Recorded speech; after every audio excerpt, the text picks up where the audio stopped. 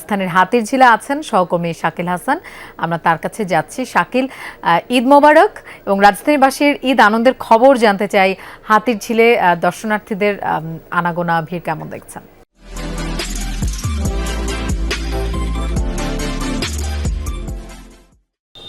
লোপা, ঈদ মোবারক।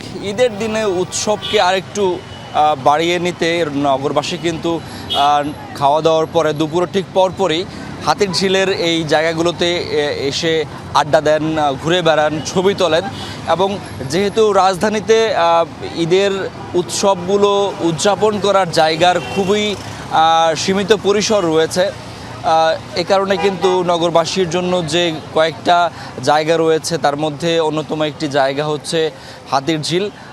এই ঝিলকে কেন্দ্র করেই যে সড়ক এবং রেস্তোরাঁগুলো তৈরি হয়েছে, পার্ক তৈরি হয়েছে, সেসব জায়গায় কিন্তু নগরবাসী স্বজন, আত্মীয় স্বজন, বাচ্চা কাচ্চা তাদেরকে নিয়ে তারা ঈদ উদযাপন করার জন্য এসছেন।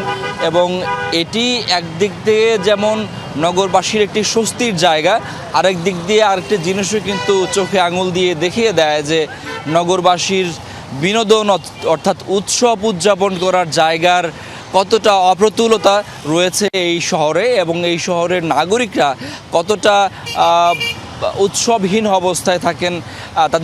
তাদের কোনো যাওয়ার জায়গা নেই, খেলার জায়গা নেই, ঘোরার জায়গা নেই, উৎসব উদযাপন করার জায়গা নেই। যা আছে তাতেই তারা আনন্দ উদযাপন করছে। ধন্যবাদ শাকিল আমাদের সাথে যোগ দেওয়ার জন্য।